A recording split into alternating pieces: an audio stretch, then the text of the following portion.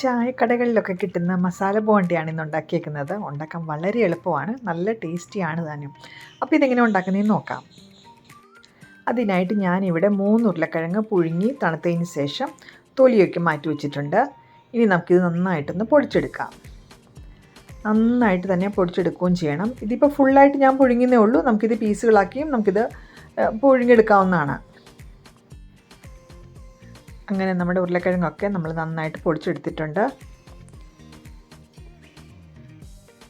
ഇനി ഇതിൻ്റെ ആവശ്യത്തിനുള്ള മസാല ഉണ്ടാക്കണമല്ലോ.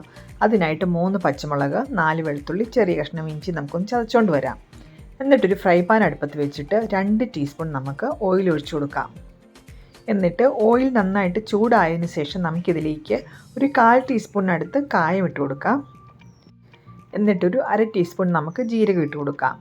ജീരകം പൊട്ടിക്കഴിയുമ്പോൾ നമ്മുടെ ഇഞ്ചി, വെളുത്തുള്ളി, പച്ചമുളക് ചതച്ച് വെച്ചിരിക്കുന്നത് ഇട്ട് കൊടുക്കാം. എന്നിട്ട് നന്നായിട്ടൊന്ന് വഴറ്റിയെടുക്കാം.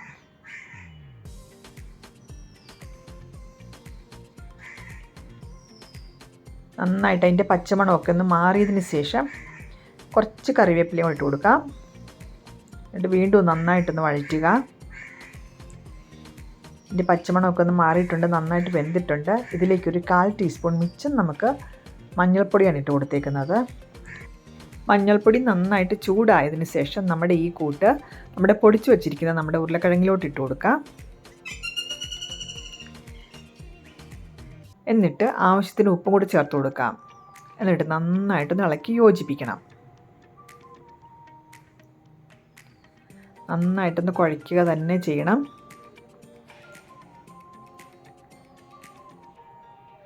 ആ ഉരുളക്കിഴങ്ങിലോട്ടെല്ലാം നമ്മുടെ ഈ മസാല നന്നായിട്ട് മിക്സ് ആവണം. ഈ സമയം നമ്മൾ ഉപ്പ് നോക്കുക. ഇതിനകത്ത് കുറച്ച് ഉപ്പ് കുറവായിരുന്നു, അതാണ് ഞാൻ കുറച്ചുകൂടി ഉപ്പ് ചേർത്തത്. എന്നിട്ട് കുറച്ച് അരിഞ്ഞ മല്ലിയിലയും കൂടി ചേർത്ത് കൊടുക്കാം. എന്നിട്ട് വീണ്ടും നന്നായിട്ടൊന്ന് കുഴച്ചെടുക്കാം. നമ്മൾ ഉരുളക്കിഴങ്ങൊക്കെ പുഴുങ്ങാൻ വയ്ക്കുമ്പോൾ ഒരിക്കലും വെള്ളത്തിലിട്ട് പുഴുങ്ങരുത്. എപ്പോഴും ഒരു ആവിയിലേ പുഴുങ്ങിയെടുക്കാവുള്ളൂ. എങ്കിലേ നമുക്ക് ഇതേപോലെ പൊടി പൊടിയായിട്ട് കിട്ടത്തുള്ളൂ. നമ്മുടെ മസാല ബോണ്ടയുടെ മസാല റെഡി ആയിട്ടുണ്ട്. നമുക്ക് കുറേശ്ശെ എടുത്തിട്ട് ഇതേപോലെ ഒന്ന് ഉരുട്ടിയെടുക്കാം. ഉരുളക്കിഴങ്ങിൻ്റെ മിക്സ് നമ്മുടെ കയ്യിൽ ഒട്ടാതിരിക്കാനായിട്ട് കയ്യിൽ ഇച്ചിരി എണ്ണ തടവിയാൽ മാത്രം മതിയാവും. എന്നിട്ട് വളരെ എളുപ്പത്തിൽ തന്നെ നമുക്ക് ഇതേപോലെ ഉരുട്ടിയെടുത്ത് ആദ്യം മാറ്റി വയ്ക്കാം. നമ്മുടെ ഉരുളക്കിഴങ്ങിൻ്റെ ബോൾസ് എല്ലാം റെഡിയാക്കി വെച്ചിട്ടുണ്ട്. ഇത് സൈഡിലോട്ട് മാറ്റി വയ്ക്കാം. എന്നിട്ടൊരു ബൗളിലോട്ട് 2 കപ്പ് കടലപ്പൊടി എടുക്കാം. നന്നായിട്ട് അരിച്ചിട്ട് തന്നെ എടുക്കണം. എന്നിട്ടൊരു 1/4 ടീസ്പൂൺ അരിമോദകം നമുക്ക് ചേർത്ത് കൊടുക്കാം. അത് നന്നായിട്ടൊന്ന് റബ്ബ് ചെയ്തെടുക്കുക. ഇനി അരിമോദകം ഇല്ലയെന്നുണ്ടെങ്കിൽ നമ്മളിതിന് പകരമായിട്ട് കായം ചേർത്താൽ മതിയാവും. എന്നിട്ടിതിലേക്ക് ഒരു പിഞ്ച് നമുക്ക് ബേക്കിംഗ് സോഡ ചേർത്ത് കൊടുക്കാം. ഒരു 1/4 ടീസ്പൂൺ മിച്ചം മഞ്ഞൾപ്പൊടിയും ചേർത്ത് കൊടുക്കാം. ആവശ്യത്തിന് ഉപ്പും ചേർത്ത് കൊടുക്കാം. എന്നിട്ട് ഇതെല്ലാം കൂടി നന്നായിട്ടൊന്ന് മിക്സ് ചെയ്യാം. മിക്സ് ചെയ്തതിന് ശേഷം നമുക്കിതിലേക്ക് കുറേശ്ശെ വെള്ളം ഒഴിച്ച് കൊടുത്തിട്ട് ഒരു തിക്ക് ബാറ്ററാക്കി നമുക്കിത് ഒന്ന് കുഴച്ചെടുക്കണം. കുറേശ്ശെ വെള്ളം ഒഴിക്കുക. എന്നിട്ട് നന്നായിട്ടൊന്ന് നമ്മളിതേപോലെ ഒന്ന് അടിച്ചെടുക്കുക. നന്നായിട്ട് പതഞ്ഞ് വരണം. ആ രീതിയിൽ വേണം നമ്മളിത് കുഴയ്ക്കേണ്ടത്. എങ്കിലും നമ്മൾ ആ ബോണ്ട ഉണ്ടാക്കുമ്പോൾ നമുക്ക് ആ ഒരു പുറത്തെ ഒരു കവർ നല്ലൊരു ലൈറ്റായിട്ട് കിട്ടത്തുള്ളൂ. അല്ലെങ്കിൽ ഒരു കട്ടിയായിരിക്കും അതിന്. നന്നായിട്ട് ഇതേപോലെ നമ്മൾ അടിച്ചു കഴിയുമ്പോൾ ഇതിൻ്റെ കളറൊക്കെ ഒന്ന് ചേഞ്ച് ആയിട്ട് വരും. കണ്ടില്ലേ, കളറൊക്കെ ചേഞ്ച് ആയിട്ടുണ്ട്. നമ്മുടെ മാവ് റെഡി ആയിട്ടുണ്ട്. ഇനി നമുക്ക് കുറച്ച് എണ്ണ അടുപ്പിൽ ചൂടാകാൻ വയ്ക്കാം.